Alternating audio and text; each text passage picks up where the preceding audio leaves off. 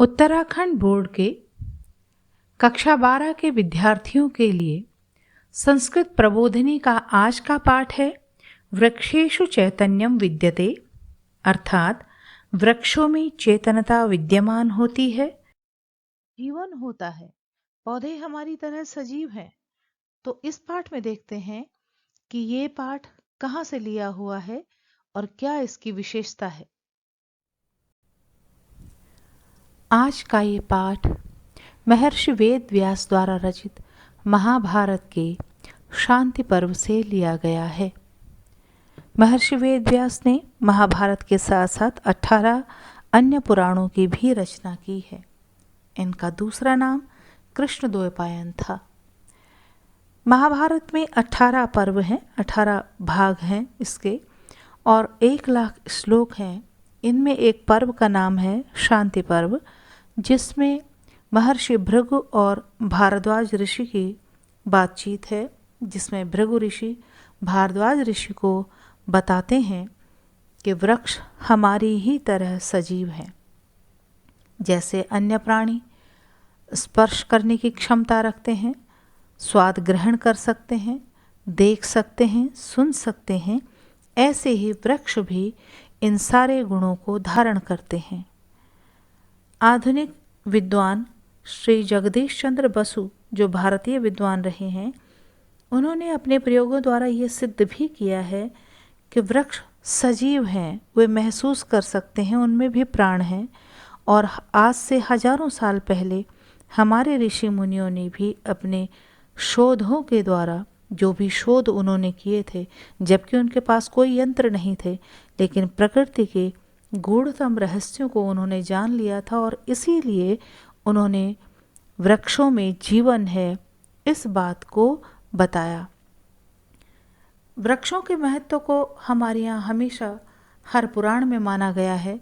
मत्स्य पुराण तो यहाँ तक भी कहता है कि एक पेड़ 10 बेटों के बराबर होता है। श्लोक है 10 कूप समावापी, यानी 10 कुओं के बराबर एक बावड़ी होती है। 10 वापी समो हृदय, और 10 बावड़ियों के बराबर एक हृदय माने होता है तालाब, एक तालाब होता है। 10 हृदय समः पुत्र, और 10 तालाबों के बराबर एक पुत्र होता है। और वृक्ष कैसे होता है? 10 पुत्र समूह, 10 बेटों के बराबर एक अकेला वृक्ष होता है। पहला श्लोक है इसमें, ऊष्मतो मलायते वर्णस्त्वक् फलं पुष्पमेव च मलायते शीर्यते चापि स्पर्शस्तेनात्र विद्यते। थोड़ा शब्दों को अलग अलग करेंगे। वर्णस्त्वक्, वर्णः त्वक्, ये स जो है इसको विसर्ग में बदल दिया जाएगा। ऐसे ही दूसरा शब्द है पुष्पम एव च, फिर आगे देखेंगे स्पर्शः तेन अत्र विद्यते। ये जो आधा सा है इसका विसर्ग में परिणति हो जाएगी। अब हम इन शब्दों के एक एक शब्द का अर्थ देख लेते हैं। ऊष्मतो, ऊष्मा गर्मी से, मलायते मुरझा जाता है, वर्ण रंग, त्वक त्वचा, फलम फल, पुष्पम फूल। मलायते न केवल मुरझा जाता है, शीर्यते झड़ भी जाता है, झड़ना, बिखर जाना। स्पर्शः स्पर्श करने की क्षमता, तेन अत्र विद्यते, अत्र माने यहाँ, विद्यते होती है। तो अब देखते हैं, पहले हम इसका अन्वय देख लेते हैं, इसको गद्य के रूप में लगा लेते हैं। जो मैंने ब्रैकेट में ये शब्द लिखे हुए हैं, ये आपके श्लोक में नहीं है, लेकिन इनके द्वारा आपको थोड़ा अर्थ स्पष्ट हो जाएगा। ऊष्मतो गर्मी से, वृक्षाणाम पेड़ों का, वर्णः रंग, त्वक त्वचा, फलम पुष्पम एव फल और पुष्प ही, मलायते मुरझा जाते हैं, न केवलम मलायते न केवल मुरझा जाते हैं, शीर्यते च अपि, शीर्यते अपि, झड़ भी जाते हैं। तेन स्पष्टः, इससे स्पष्ट है। अत्र स्पर्शः विद्यते, कि यहाँ स्पर्श करने की क्षमता विद्यमान है। ऊष्मतो, गर्मी से, म्लायते, मुरझा जाता है। वर्ण, त्वक, फलम, पुष्पम, पेड़ों का रंग, पेड़ों की त्वचा, पेड़ों के फल और फूल। म्लायते, न केवल मुरझा जाते हैं, शीर्यते चापि, झड़ भी जाते हैं। स्पर्शः तेन अत्र विद्यते, इससे स्पष्ट है कि यहाँ पर स्पर्श करने की क्षमता विद्यमान है। स्पर्श की क्षमता सजीव प्राणियों में होती है, निर्जीव में नहीं होती। इसीलिए ये साबित होता है कि वृक्ष क्या है, सजीव हैं। अगले श्लोक को देखते हैं, थोड़ा इसके शब्दों को अलग करेंगे। वायु प्लस अग्नि प्लस अशनि, वायु, अग्नि, अशनि। वायु का उ की मात्रा और अग्नि का अ, उ और अ मिलकर के बना है व। ऐसे ही अग्नि का ना के पीछे लगी हुई ई की मात्रा और अशनि का अ यानी ई और अ मिलकर के बना है व। तो इनको हम अलग अलग करेंगे। वायु, अग्नि, अशनि, निर्घोषै। वायु हवा, अग्नि आग, अशनि विद्युत बिजली जब कड़कती है, निर्घोषै इसके शोर से, इसकी आवाज से। फलम पुष्पम विशीर्यते, फल और फूल विशीर्यते झड़ जाते हैं। जब तेज हवाएं चल रही हो, आंधी आ रही हो, या अग्नि भड़क रही हो, या अशनि कहीं दूर बिजली कड़क रही हो, तेज ध्वनि उसकी हो रही हो, तो इन ध्वनियों से भी वृक्षों के फलम पुष्पम विशीर्यते, फल और फूल झड़ जाते हैं। श्रोत्रेण गृह्यते शब्दः, शब्दः आवाज, कोई भी ध्वनि, श्रोत्रेण गृह्यते कानों से सुनी जाती है। तस्मात् इसलिए, शृण्वन्ति सुनते हैं, पादपाः पौधे। जरा ध्यान से देखेंगे आप। वायु अग्नि अशनि निर्घोषै, वायु अग्नि और विद्युत के निर्घोष से, उनके शोर से वृक्षों के फलम पुष्पम विशीर्यते, फल और फूल झड़ जाते हैं। अब शब्द कैसे सुनाई देते हैं? श्रोत्रेण, कानों से सुनाई देते हैं। इस नीचे वाले शब्द का भी हम थोड़ा अलग अलग कर देते हैं। शब्दः, ये जो स है मैं पहले भी बता चुकी हूँ, विसर्ग में परिवर्तित हो जाएगा। शब्दः, फिर है तस्मात्, त हलंत हो जाएगा। शृण्वन्ति पादपाः, इसलिए पौधे सुनते हैं। जो भी बिजली की तेज आवाज है, हवाओं की तेज आवाज है, या आग भड़कने की तेज आवाज है, ऋषि कहते हैं कि इससे वृक्षों के फल फूल भी झड़ जाते हैं। तो इससे स्पष्ट होता है कि वो सुन भी सकते हैं। अगर वो सुनते नहीं तो केवल आवाज मात्र से किस तरह से उनके फल फूल गिर जाते। तो इससे स्पष्ट होता है कि उनके भीतर सुनने की क्षमता है, जो कि जीवधारियों की क्षमता है। तो हम इसका अन्वय ले लेते हैं। वायु अग्नि अशनि निर्घोषै, वायु अग्नि और विद्युत की आवाज से वृक्षाणाम, वृक्षों के फलम पुष्पम विशीर्यते, फल और फूल झड़ जाते हैं। शब्दः, शब्द श्रोत्रेण गृह्यते, कानों से सुने जाते हैं। तस्मात्, इससे स्पष्ट है। पादपाः शृण्वन्ते, पौधे सुनते भी हैं। वल्ली वेष्टयते वृक्षं सर्वतश्चैव गच्छति, न ह्यदृष्टेश्च मार्गो अस्ति, तस्मात् पश्यन्ति पादपाः। वल्ली, कोई भी बेल, वेष्टयते वृक्षम, वृक्षम वेष्टयते, वेष्टयते माने लपेट लेना, घेर लेना। किसको घेर लेती है बेल? वृक्षम, वृक्ष को घेर लेती है।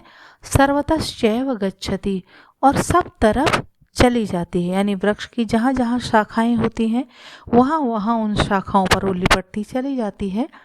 न ही अदृष्टेह मार्गो अस्ति, अलग अलग करके देख लेते हैं। न ही अदृष्टेह मार्गो अस्ति, अदृष्टेह जिसकी आंखें नहीं हैं, जो देख नहीं सकता, अदृष्टि वाले या दृष्टिहीन के लिए मार्गो न अस्ति, उसे मार्ग नहीं दिखाई देता, उसे बताना पड़ता है।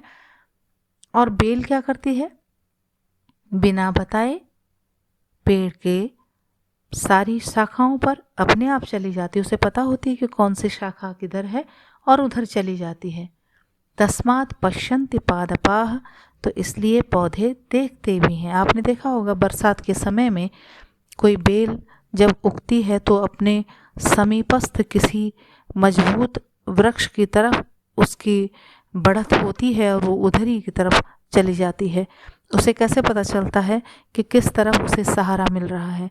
तो यही यहाँ पर ऋषियों ने जो देखा है उसका अनुभव वो बताते हैं कि वल्ली जो है, जो बेल है, वो वृक्ष को लपेट लेती है और सर्वतश्चैव गच्छति, जहाँ जहाँ उसकी शाखाएं प्रशाखाएं होती हैं उन शाखाओं और प्रशाखाओं पर वो चढ़ती चली जाती है। अदृष्टेह मार्गो न अस्ति, जिसकी आंखें नहीं हैं, जो देख नहीं सकता, उसे मार्ग का पता भी नहीं चलता। लेकिन बेल अगर देख सकती है तभी जाकर के वो अपने नज़दीक के मजबूत वृक्ष पर चढ़ती है। इससे स्पष्ट होता है कि पौधे देख सकते हैं।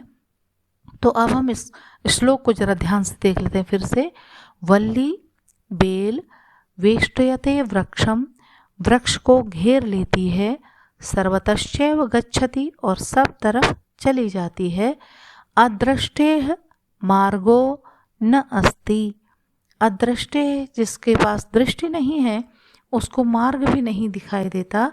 तस्मात् पश्यन्ति पादपाः, इससे स्पष्ट है कि पौधे देखते भी हैं। इसका अन्वय देख लेते हैं।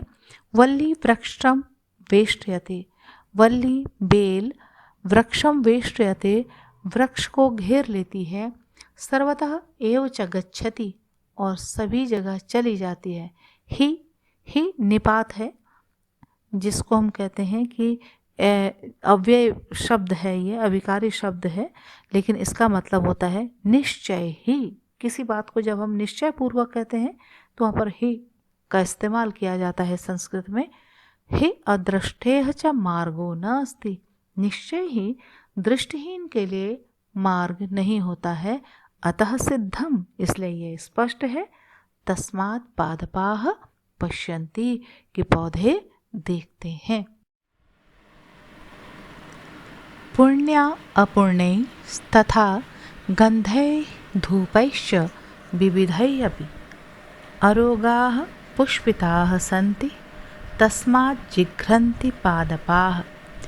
इस श्लोक में हमें बताया गया है कि पौधे सूंघने की शक्ति रखते हैं। जैसे सामान्य जीव जो है सूंघा करते हैं, ऐसे ही पौधे भी सूंघने की शक्ति रखते हैं, क्षमता रखते हैं। ऋषि इसके संबंध में कहते हैं कि जिस प्रकार से किसी पौधे को कोई रोग हो जाता है या वह फलीभूत होने में या फल देने में देर लगाता है, तो लोग उस पर किसी न किसी प्रकार के रसायनों का छिड़काव करते हैं। लेकिन उस ज़माने में गंध और धूपों से उपचार किया जाता था। नाना प्रकार की जड़ी बूटियों को जला करके उनकी गंध से पौधे का उपचार किया जाता था, उसको रोग मुक्त किया जाता था, उसको शक्ति दी जाती थी। तो यहाँ पर इस श्लोक में हम देखेंगे, एक चीज़ हम ये देखेंगे कि पिछले समय में हमारे पूर्वज किस तरह से अपनी वनस्पतियों को बिना किसी रासायनिक छिड़काव के शक्ति प्रदान करते थे और किस प्रकार से उन्हें हर पौधे और हर वृक्ष की बीमारियों का पता था, उसको वो किस प्रकार से निरोगी करते थे। इसको हम दोनों को देखेंगे। तो यहाँ पर वो कह रहे हैं पुण्य अपुण्य, तथा गंधै धूपैश्च विविधैरपि। पुण्य कहते हैं अच्छा, अपुण्य खराब। तो गंध, जब जड़ी बूटियों को जलाया जाता है तो गंध अच्छी भी हो सकती है, खराब भी हो सकती है। तो दोनों शब्दों को यहाँ पर लिया हुआ है, पुण्य और अपुण्य, अच्छी और बुरी। विविधै गंधै धूपैश्च, विभिन्न प्रकार की गंध और धूप, धूप से, धूप माने धुआं, उससे पुष्पिताः आरोग्याः सन्ति, वृक्ष जो हैं पुष्पित होते हैं, निरोगी होते हैं। तस्मात्, इसलिए, पादपाः जिघ्रन्ति, पौधे सूंघते भी हैं। तो अच्छी और खराब गंधों से, विभिन्न प्रकार के धूपों से पौधे को निरोगी बनाया जाता है, उस पर फूल लगते हैं। इससे स्पष्ट है कि पौधे में सूंघने की क्षमता विद्यमान है। अन्वय देखेंगे, पुण्य अपुण्य, अच्छी और खराब, तथा और विविधै अपि गंधै धूपै, विभिन्न प्रकार के गंध और धुएं से पुष्पिताः आरोगाः सन्ति, फूलों से युक्त और निरोगी होते हैं। तस्मात्, इसलिए, पादपाः जिघ्रन्ति, पौधे सूंघते हैं। आगे देखते हैं अगले श्लोक को। पादै सलिलपानाच्च व्याधीनां चापि दर्शनात् व्याधि प्रतिक्रियात्वाच्च विद्यते रसनं द्रुमे। इस श्लोक में हमें बताया गया है कि पौधों में रसना भी होती है, यानी स्वाद लेने की क्षमता भी होती है। पौधे पादै, पैरों से, सलिल पानात, सलिल पीने से, पौधे अपनी जड़ों से पानी पीते हैं। पादै सलिल पानात, तो पादै माने पैर, जड़। सलिल पानात, सलिल माने पानी, पानी पीने से। च, और व्याधिनाम चापि दर्शनात्, व्याधिनाम चापि दर्शनात्, व्याधि माने रोग, रोगों का भी दर्शन करने से। जब पौधे की जड़ में दूषित पानी चला जाता है तो पौधा व्याधियों को भी दिखाता है, उसके शरीर पर रोग भी होते हैं। तो जैसे मनुष्य या कोई भी जीवधारी जब किसी दूषित पदार्थ को ग्रहण कर लेता है तो शरीर रोगग्रस्त हो जाता है, ऐसे ही पौधे भले ही पैरों से पानी पीते हैं, लेकिन अगर दूषित पानी को वो पी लेते हैं तो उनका शरीर व्याधि दिखाता है, रोग दिखाने लगता है, उनके शरीर पर रोग हो जाते हैं। तो जैसे हम लोग रोगग्रस्त हो जाने के बाद औषधि ग्रहण करते हैं और हम उसकी प्रतिक्रिया से हम स्वस्थ हो जाते हैं, उसी प्रकार क्या होता है कि पौधे भी जब दूषित जल पी लेते हैं, रोगी हो जाते हैं, रोगग्रस्त हो जाते हैं, तब उनकी जड़ों में औषधि युक्त जल डालने से वे फिर से उस औषधि की प्रतिक्रिया दिखाते हैं और स्वस्थ शरीर के हो जाते हैं। तो ऐसे ही जैसे कि सामान्य मनुष्य या सामान्य जीवधारी जल को ग्रहण करता है या भोजन को ग्रहण करता है, दूषित हो गया तो रोगग्रस्त होता है और औषधि लेने के बाद फिर स्वस्थ भी हो जाता है, उसी प्रकार की जो लक्षण हैं वो हमें पौधे में भी दिखाई देते हैं। इसीलिए ऋषि कहते हैं कि पादै सलिल पानात्, पौधे अपने पैरों से, अपने जड़ों से सलिल पीते हैं, पानी पीते हैं। व्याधिनाम च अपि दर्शनात्, और दूषित जल, ये अपने आप से जोड़ना पड़ेगा आपको, दूषित जल पीने से वे व्याधियों को भी दिखाते हैं, शरीर पर रोगों को भी दिखाते हैं। व्याधि प्रतिक्रियात्वाच्च, और व्याधि की प्रतिक्रिया करने पर, यानी उसके औषधि को पिलाने पर उसकी प्रतिक्रिया भी वो दिखाते हैं। विद्यते रसनम द्रुमे, इस प्रकार स्पष्ट है कि द्रुमे अर्थात वृक्ष में, रसनम विद्यते, रसना अर्थात जिह्वा भी है, स्वाद लेने की क्षमता भी है। अब हम इसके अन्वय को देख लेते हैं। पादैः सलिलपानात्, पैरों से पानी पीने से, व्याधिनाम चापि दर्शनात्, और व्याधियों के भी दर्शन कराने से, व्याधि प्रतिक्रियात्वाच्च, और व्याधि की प्रतिक्रिया करने पर भी, यानी औषधि देने पर पुनः रोग निवारण की स्थिति को वो दिखाते हैं। तो इससे स्पष्ट है कि द्रुमे वृक्ष में रसना विद्यते, उस पे रसनम है यानी जिह्वा है। इससे पता चलता है कि पौधों में जिह्वा भी होती है, जिससे वे दूषित जल पीते हैं तो रोगी हो जाते हैं, और औषधि युक्त जल पीते हैं तो स्वस्थ भी हो जाते हैं। इस श्लोक से पहले हम ये जान लेते हैं कि इसमें कौन कौन सी बातें बताई गई हैं। दो बातें मुख्य हैं। एक, पौधे को पादप क्यों कहा गया है। ऋषि कहते हैं कि पाद भाग अर्थात पैरों से यानी जड़ों से पानी पीता है, इसीलिए इसे पादप कहा जाता है। पाद प्लस प, पैरों से पीने के कारण। दूसरा, इस श्लोक में पौधे के संवर्धन प्रक्रिया को भी बताया गया है कि पौधा अपनी जड़ों से पानी पीता है, उसमें घुले हुए रसायनों को ऊर्ध्व अर्थात पूरे पौधे के लिए पहुंचाता है। जैसे कोई भी जीवधारी अपने मुख से जल या भोजन ग्रहण करता है और शरीर के हर अंग को पोषित करता है। शरीर के अलग अलग अंग शरीर के विकास और संवर्धन में अपना अपना योगदान करते हैं। उसी प्रकार पौधा भी, क्योंकि ये सजीव है, इसलिए ये जड़ों से तो पानी पीता है और ऊपर तक पहुंचाता है। ऊपर का भाग यानी जिसे मुख भाग कहा गया है, पौधे की पत्तियां वो हवा को ग्रहण करती हैं, भोजन बनाती हैं और उसे संपूर्ण पूरे पौधे के लिए भेजती हैं, यानी जड़ों तक भी भेजती हैं। तो इस तरह से ये सारे अंगों का पालन पोषण करने के कारण पौधा संवर्धित होता है, बढ़ता है। यहाँ पर इसी बात को कमल के पौधे के रूप में बताया गया है। जैसे कमल का पौधा होता है तो उसी को लिखा हुआ है कि पौधा जो है नीचे जड़ों से पानी पीता है, नाल के जरिए वो ऊपर मुख तक कमल का जो खिला हुआ हिस्सा है, उसकी पंखुड़ियाँ हैं, उसका फूल है, वहाँ तक पहुँचाता है। अब कमल का फूल क्योंकि हवाओं में है, सूरज की रोशनी को ले रहा है, तो वहाँ से वो जो कुछ भी प्राप्त करता है उसे वो अपनी जड़ों तक पहुँचाता है। इस तरह से पूरा पौधा पुष्ट होता है।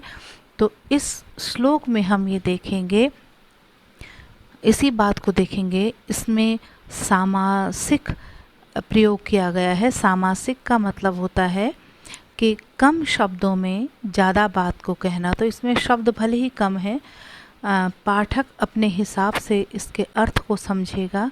तो मैं इसके श्लोक को पढ़ लेती हूँ, शब्दों को अलग अलग बता देती हूँ, थोड़ा शब्दार्थ भी देख लेते हैं। वक्त्रेण माने मुख के द्वारा, वक्त्र माने मुख, मुख के द्वारा। अभी वक्त्रेण का ण अलग हो जाएगा और इस पर लगी हुई ओ की मात्रा जो है ऊ बन जाएगी, है ना। तो गुण संधि के कारण यहाँ पर संधि हुई है, अ प्लस उ ओ। तो वक्त्रेण प्लस उत्पल नालेन, उत्पल कहते हैं कमल को, कमल नाल के द्वारा। यथा प्लस ऊर्ध्वम, इसमें भी गुण संधि की गई है, यथा प्लस ऊर्ध्वम। अ और ऊ मिलकर के ओ हो गए हैं। तो यथा माने जैसे, ऊर्ध्वम माने ऊपर की ओर। जलम मौहलंत हो जाएगा, आददेत दिया जाता है। तथा पवन संयुक्त, तथा उसी प्रकार पवन संयुक्त, पौधे से पवन से संयुक्त होता है। ये पौधा, पूरा पौधा पवन से युक्त हो जाता है। दूसरी बात इसमें जो मैं पहले बता चुकी हूँ, पादै पिबति पादपः, पौधा पैरों से पीने के कारण ही पादप कहलाता है। तो अब देखते हैं इसका अन्वय और इसका अर्थ भी। तो यथा सबसे पहले ले लेंगे, यथा जिस प्रकार, उत्पल नालेन, उत्पल कमल के नालेन नाल के द्वारा, ऊर्ध्वम ऊपर की ओर, जलम आददेत जल पहुंचाया जाता है। जड़ों से सींचा हुआ पानी नाल के माध्यम से या पौधे के जड़ों से सींचा हुआ पानी और रसायन उसके नाल यानी तने के माध्यम से ऊपर ऊपर पौधे के ऊपरी हिस्से तक पहुंचाया जाता है। तथा पवन संयुक्तः, उसी प्रकार पवन से संयुक्त भी किया जाता है। किसके द्वारा? वक्त्रेण, मुख के द्वारा, पौधे के मुख के द्वारा उसी प्रकार पूरे पौधे को पवन से युक्त भी किया जाता है। प्रकाश संश्लेषण की प्रक्रिया आपने पढ़ी होगी और इसी पाठ के दूसरे श्लोक में हम इस प्रकाश संश्लेषण की प्रक्रिया को भी पढ़ेंगे। लेकिन यहाँ पर भी आप देख रहे होंगे कि आदान प्रदान हो रहा है। जड़ें, पौधा जो है जड़ों से पानी सींच रहा है, ऊपर पहुंचा रहा है, और ऊपर का हिस्सा जो हवाओं में है वो हिस्सा हवाओं से युक्त होकर के पूरे पौधे को हवा पहुंचा रहा है, जो उसका भोजन है उसको पहुंचा रहा है। तो इस तरह से हमें देखते हैं कि एक जीवधारी जिस प्रकार की प्रक्रिया को करता है अपने संवर्धन, अपने विकास, अपने पोषण के लिए, उसी प्रकार की प्रक्रिया पौधा भी कर रहा है। तो हम इस श्लोक को फिर से देख लेते हैं। यथा उत्पल नालेन, जिस प्रकार उत्पल नाल के द्वारा, कमल नाल के द्वारा ऊर्ध्वम जलम आददेत, ऊर्ध्व को, ऊपरी हिस्से को जल दिया जाता है। तथा वक्त्रेण पवन संयुक्तः, उसी प्रकार वक्त्र के द्वारा यानी मुख के द्वारा, पौधे के मुख के द्वारा पवन संयुक्तः, पवन से युक्त किया जाता है। किसे? पौधे को। पादपः पादैः पिबति, पौधा पैरों से पीता है। सुख दुःखयोश्च ग्रहणात् छिन्नस्य च विरोहणात् जीवं पश्यामि वृक्षाणाम अचैतन्यम न विद्यते। अलग अलग कर दीजिए। सुख दुःखयोश्च, श विसर्ग में बदल जाएगा और च अलग हो जाएगा। ग्रहणात् अलग, छिन्न से अलग, वृक्षाणाम अलग और अचैतन्यम अलग। तो अब देखते हैं। सुख दुःखयोश्च, सुख और दुख का, ग्रहणात् ग्रहण करने के कारण, छिन्नस्य च और छिन्न हो जाना यानी काटे जाने पर, विरोहणात् फिर से आरोहित होना या फिर से उग जाना, जीवम पश्यामि वृक्षाणाम, मैं वृक्षों में जीवन देखता हूँ, अचैतन्यम न विद्यते, निर्जीवता नहीं है। तो इसका अन्वय देख लेते हैं। सुख दुःखयोः ग्रहणात्, सुख और दुख को ग्रहण करने के कारण पौधे सुख और दुख दोनों को ग्रहण करते हैं। छिन्नस्य च विरोहणात्, और काटे जाने पर फिर से उग जाते हैं। तो छिन्न से काटे जाते हुए के, विरोहणात् फिर से उग जाने के कारण, वृक्षाणाम जीवनम पश्यामि, वृक्षाणाम वृक्षों में, जीवनम पश्यामि मैं जीवन देखता हूँ, अचैतन्यम न विद्यते अचेतनता नहीं होती या निर्जीवता नहीं होती। भृगु ऋषि कहते हैं कि पौधे सुख और दुख दोनों को ग्रहण करते हैं, काटे जाने पर फिर से उगाते हैं। तो इस तरह से मैं उनके भीतर एक जीवन को देखता हूँ। तेन तज्जलम आदत्तम जरयति अग्निमारुतौ आहार परिणामाच्च स्नेहो वृद्धिश्च जायते। तेन उस पौधे के द्वारा, तद उस, आदत्तम जलम, आदत्तम शब्द पहले ले लेंगे, दिए हुए, जलम पानी को, किसके द्वारा दिया हुआ है पानी? जड़ों के द्वारा। जरयति पचाता है, अग्नि मरुतौ, अग्नि सूर्य की रोशनी के लिए, उसकी ऊष्मा के लिए कहा गया है। मरुतौ हवा। तेन वृक्षेण उस वृक्ष के द्वारा, वृक्ष लिखा हुआ नहीं है श्लोक में, आपने स्वयं जोड़ना है। तो तेन वृक्षेण उस वृक्ष के द्वारा, तद आदत्तम जलम उस दिए हुए, जड़ों के द्वारा दिए हुए पानी को, अग्नि मरुतौ सूर्य की रोशनी और हवा को जरियति पचाया जाता है। भोजन के निर्माण की प्रक्रिया को बताया गया है। 3 चीजें आवश्यक हैं पौधे के भोजन के लिए। एक, जड़ों के द्वारा सिंचित जल, दूसरा अग्नि यानी सूर्य की रोशनी, और मरुतो यानी हवा। ये तीनों चीजों की उपस्थिति में ही भोजन बनाया जाता है पौधों के द्वारा। और जितना अच्छा उसको ये तीनों चीजें मिलेंगी उतना ही अच्छा उसका शरीर पुष्टि को प्राप्त करता है, वृद्धि को प्राप्त करता है, स्निग्ध चमकीला रहता है। तो यही यहाँ पर कहा गया है ऋषि के द्वारा कि 3 उस वृक्ष के द्वारा तद आदत्तम जलम, उस दिए हुए पानी को, अग्नि मरुतौ, सूर्य की ऊष्मा और हवा को, जरियति पचाया जाता है, यानी उनके द्वारा भोजन बनाया जाता है। आहार परिणामाच, आहार के परिणाम से, जैसा वो भोजन करता है, जैसा वो आहार प्राप्त करता है, स्नेहो वृद्धिश्च जायते, उसके शरीर में स्निग्धता और वृद्धि पैदा होती है। वृक्ष उस जड़ों के द्वारा सींचे हुए या खींचे हुए पानी को सूर्य की ऊष्मा में और हवा में पचाते हैं, अपने भोजन की प्रक्रिया को पूरा करते हैं, और अच्छे भोजन के कारण उनमें स्निग्धता देखी जाती है, वृद्धि देखी जाती है। इससे स्पष्ट होता है कि जैसे अन्य जीवधारी भोजन से वृद्धि को प्राप्त करते हैं, पौधे के लिए भी भोजन जरूरी है। इसीलिए पौधा भी क्या है, सजीव है। पाठ के अंतिम श्लोक को देखते हैं। जंगमानां च सर्वेषां शरीरे पंचधातवः प्रत्यक्षः प्रभिद्यन्ते ये शरीरम विचेष्टते। सर्वेषां, इस शब्द को पहले लेते हैं। सभी, जंगमानां, प्राणियों के, जीवधारियों के या सजीव प्राणियों के, शरीरे, शरीर में, पंचधातवः, 5 धातुएं होती हैं, 5 तत्व, धरती, आकाश, हवा, पानी और अग्नि। ये माना जाता है कि प्रत्येक जीवधारी का शरीर इन्हीं 5 तत्वों से मिलकर के बना हुआ है। तो सारे जीवधारियों का शरीर इन 5 ही तत्वों से बना हुआ है। पर प्रत्यक्षः प्रभिद्यन्ते, प्रत्यक्षा, ये प्रत्येक में, प्रभिद्यन्ते, भिन्नता लिए हुए होते हैं।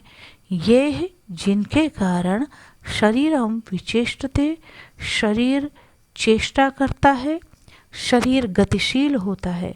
सर्वेषां जंगमानां शरीरे, सभी जंगमों के, सभी प्राणधारियों के शरीर में 5 धातुएं होती हैं।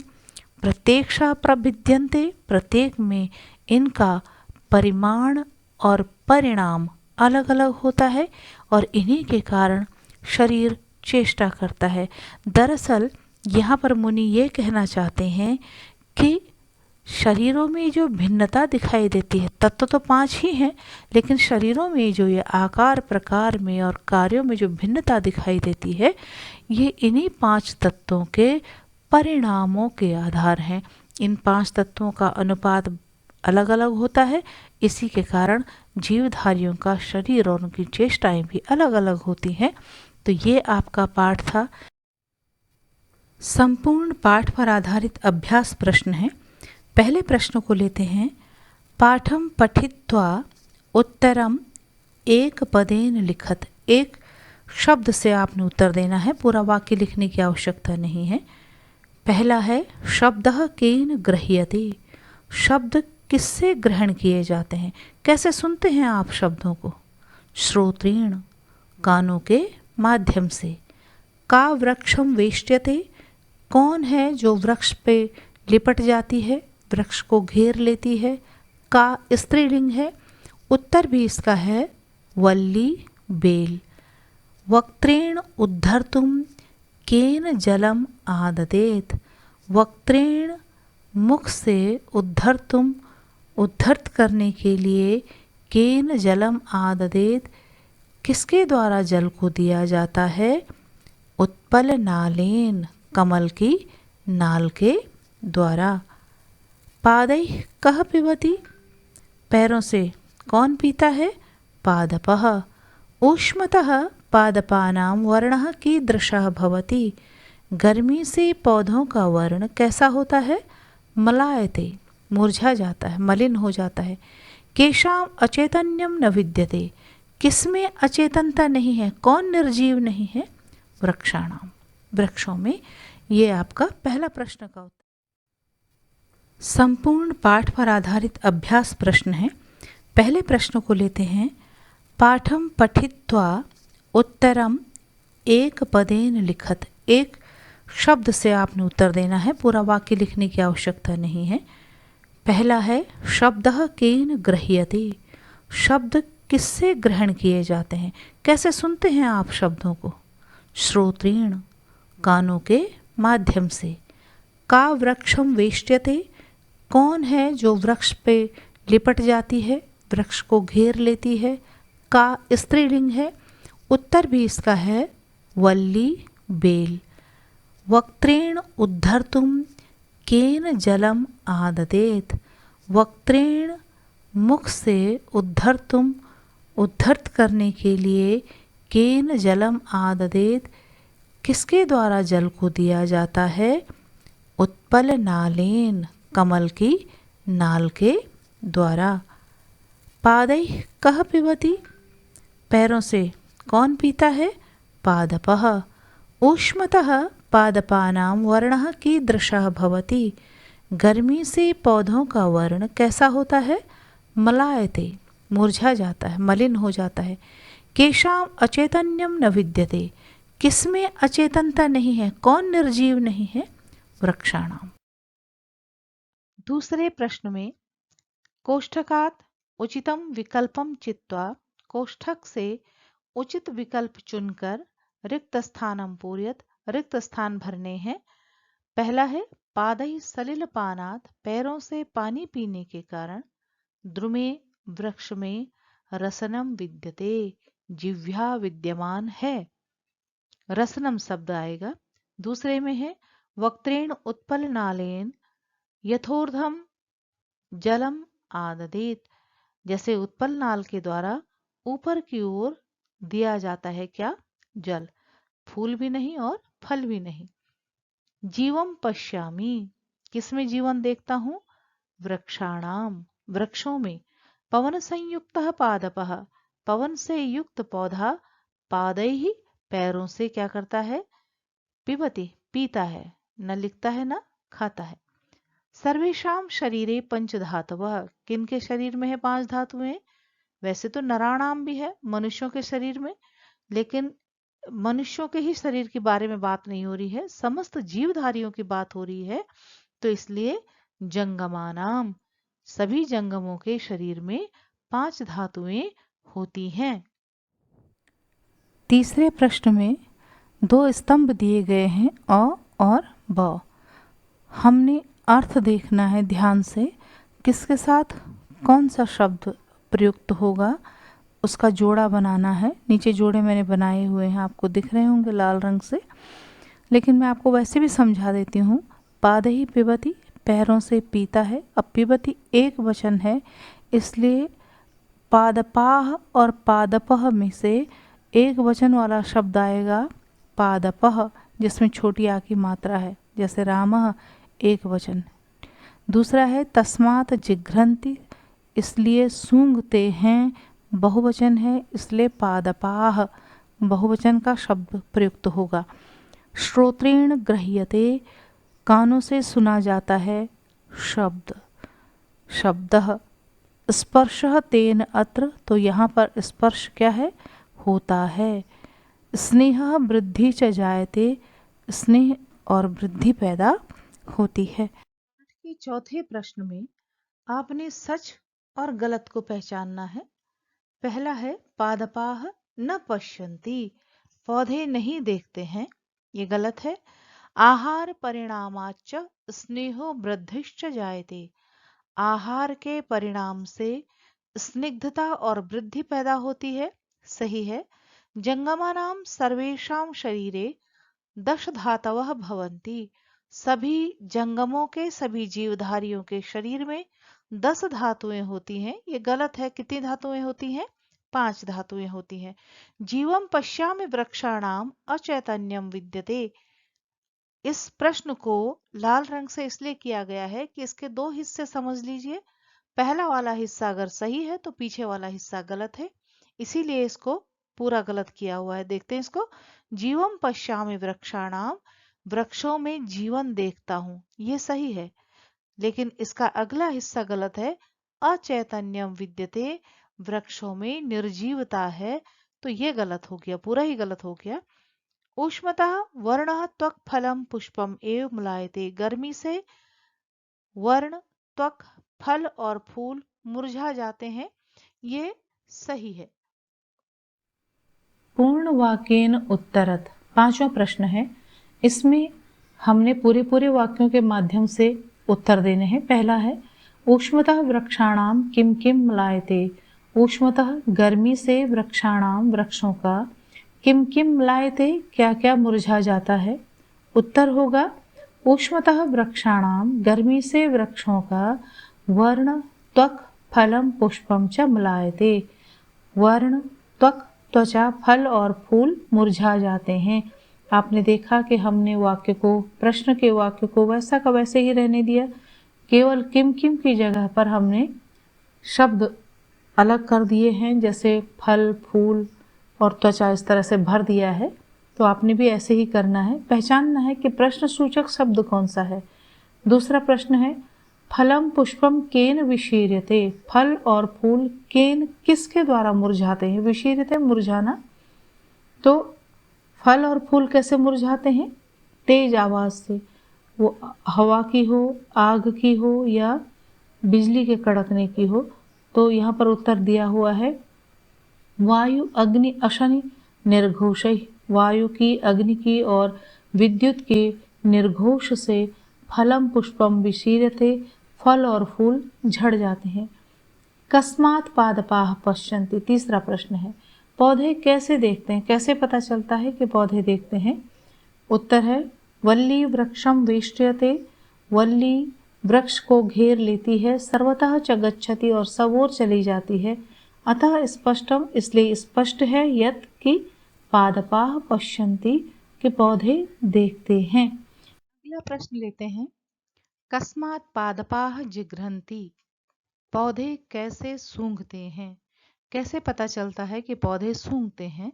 उत्तर होगा पुण्यैः अपुण्यैः गंधैः धूपैः, अच्छी और खराब गंध और धुएं से वृक्षाः वृक्ष अरोगाः पुष्पिता भवन्ति, निरोगी और फूलों से युक्त होते हैं, अतः पादपाः जिघ्रन्ति इसलिए पौधे सूंघते भी हैं।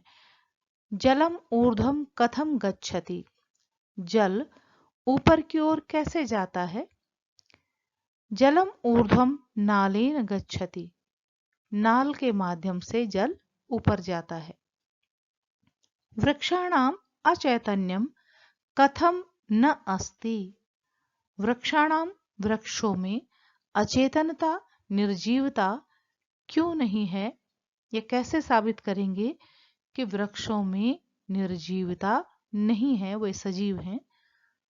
उत्तर है सुख दुखयोः ग्रहणात्, सुख और दुख को ग्रहण करने के कारण, छिन्नस्य च विरोहणात् और छिन्न हो जाने पर, काटे जाने पर पुनः उग जाने के कारण, वृक्षाणाम वृक्षों में अचैतन्यम न अस्ति अचेतनता नहीं है।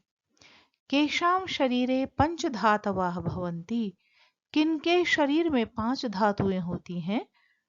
तो केशाम को हटा करके उसके बदले हमने लिखना है जंगमानाम, या नीचे एक और ऑप्शन दिया हुआ है जीवानाम। अगर आपको जंगमानाम याद नहीं आएगा तो जीवानाम। जंगमानाम शरीरे, प्राणधारियों के शरीर में पंच धातवः भवन्ति 5 धातुएं होती हैं। जीवानाम शरीरे पंच धातवः भवन्ति, या जीवों के शरीर में 5 धातुएं होती हैं। तो आप दोनों में से कोई भी शब्द इस्तेमाल कर सकते हैं। छठे प्रश्न में आपके पर्यायवाची शब्द हैं तो जो पर्यायवाची आपके हिंदी में होते हैं लगभग वही संस्कृत में होते हैं। थोड़ा शब्दों में विसर्ग और हलंत इस तरह के शब्द आ जाते हैं, बाकी वैसे ही होते हैं। जलम, इसका पर्यायवाची दिए हुए हैं नीरम, तोयम, अम्बु। वृक्ष का है तरु, शाखी, द्रुमः, अग्नि, पावकः, अनलः, हुताशनः। वायु, पवनः, मरुतः, अनिलः। पृथ्वी, धरा, वसुंधरा, धरित्री, ये पर्यायवाची शब्द हैं। पाठ का अंतिम प्रश्न लेते हैं। इसमें क्रियाएं दी हुई हैं और ये सारी क्रियाएं आप ध्यान से देखिए, लट लकार में हैं। प्रथमा विभक्ति एक वचन में पूछी गई हैं। जिघ्रति अर्थ है सूंघता है या सूंघती है। पिबती पीता है या पीती है। पश्यति देखता है। क्रीडति खेलता है। खेलति खेलता है। सिंचति सींचता है। गच्छति जाता है। हसति हंसता है। ददाति देता है। ये सारी की सारी क्रियाएं स्त्रीलिंग और पुल्लिंग में एक जैसी ही हैं और एक बच्चे के लिए या एक लड़के के लिए या एक लड़की के लिए ये क्रियाएं प्रयुक्त होती हैं।